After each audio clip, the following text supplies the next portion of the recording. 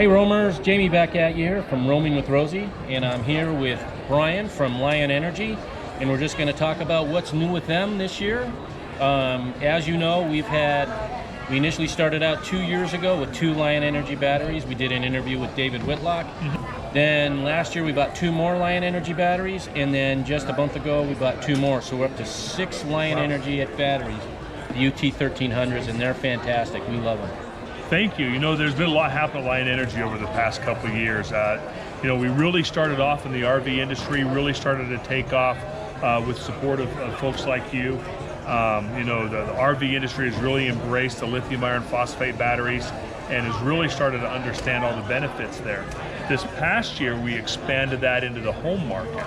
Oh, wow. We now have a full home system that we call the Sanctuary that has an 8K inverter tied to a 13.5 kilowatt hour battery, and all those are expandable where you can run your entire home off of it. Wow. I put that system in my home just over a year ago, and we're to the point now where in months that we have sun, which this last 30 days is not one of them, right. I can offset well over 90% of my energy needs in my home. Wow. Between the solar, the inverter, and the batteries.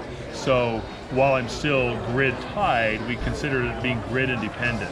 Right. And so the whole idea of boondocking and RVing, we're taking that to homes, and we're going to this whole idea of being grid independent. And so that's the path we've really been on this last year or so. Okay. And then what was the other thing we talked about earlier? You started another sister company that you're doing now. We're actually making all your own cells and all that, is that correct? Correct. And so if you look at it, it doesn't matter what RV battery you buy with lithium. Today, the only place to really get lithium cells is overseas, in Asia. You know, yes, some of our competitors do the final assembly in the US, but all the components come from China. There's just not a good source in America for lithium cells. And so we started a sister company, or the owners of our company have, called American Battery Factory. And we're far enough along on that project now where we're comfortable talking about it. In fact, we even have a website. You can go to AmericanBatteryFactory.com if you're interested in learning more about that factory and what we're doing. Okay. But we will be one of the first companies in America that will make lithium iron phosphate cells not for the EV market. There's plenty of people that are now starting to invest in making batteries for the electric vehicles, right. But we're going to focus on making batteries for everything else. And so you'll see that factory come online hopefully the next 12 to 18 months, to where once those cells are made here, then we can move the battery production back here. Right. We can move our solar generator production back here.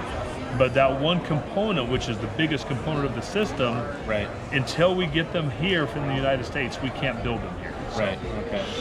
And that way you'd have more control. Correct. You know, because like last year when we came and we wanted to get 2 more batteries, the first set we bought right at the show, well, Dave said, unfortunately, we can't get them off of the boat. Yeah. One, because of COVID, and we know how that all happened.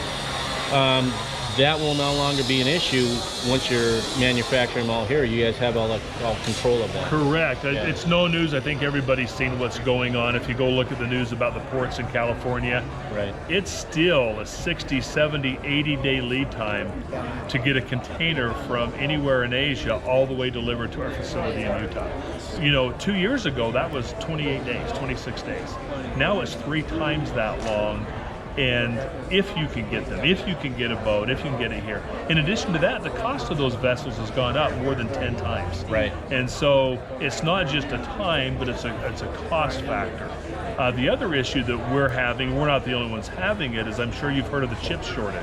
Right. You know, everyone's familiar with, hey, the Ford Broncos were late because we couldn't get computer chips. Right. That's a real thing. Right. And so once we're able to move that production here, we can have complete control of the supply chain, and those issues should be diminished. Right, okay.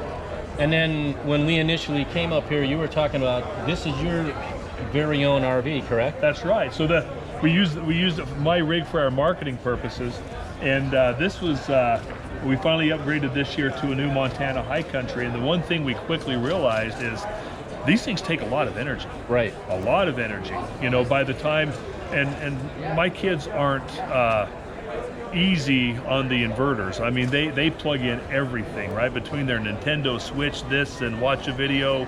every night on this. And you know, when we go camping as a family, we want to be comfortable. Right. You know, my wife wants to be able to run her hair dryer if she wants to run a hair dryer. We want to be able to microwave popcorn.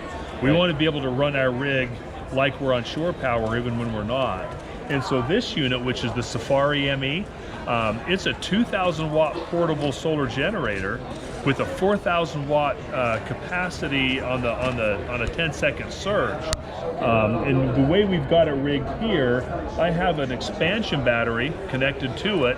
Then, as you can tell, I've got my 50 amp dog bone connection going down to plug my entire rig in. Now, it won't run my air conditioner, but it'll run everything else in the coach. And then when the sun comes up, I have 6 of our portable solar panels that I throw out.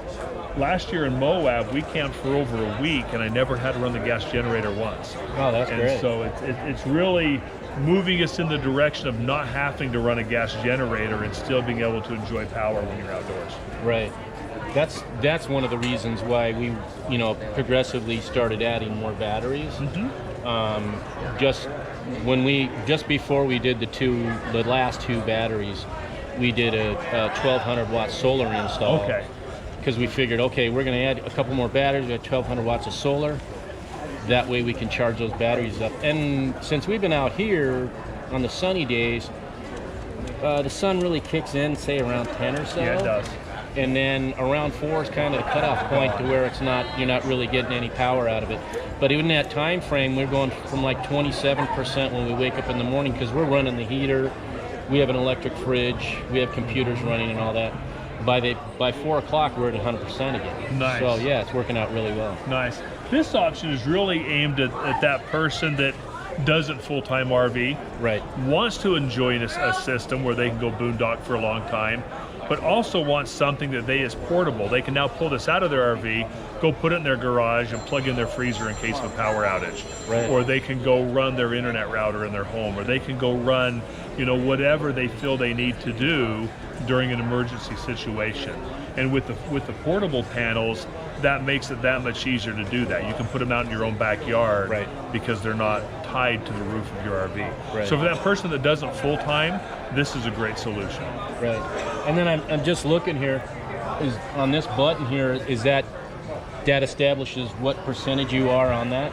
Correct. So the way the system works is the standard ME, the base unit, it has a 922 watt-hour battery built in. Okay. And then the expansion pack gives you another 2,048 watt-hours. Gotcha. So combined, you're at 3 kilowatt-hours.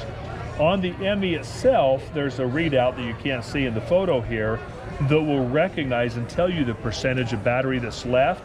This indicator tells you what's left just in the expansion battery. Gotcha. Right. And that was another thing that I really liked about your guys' battery was you can actually push the button on the battery and it'll tell you the status of the battery right there.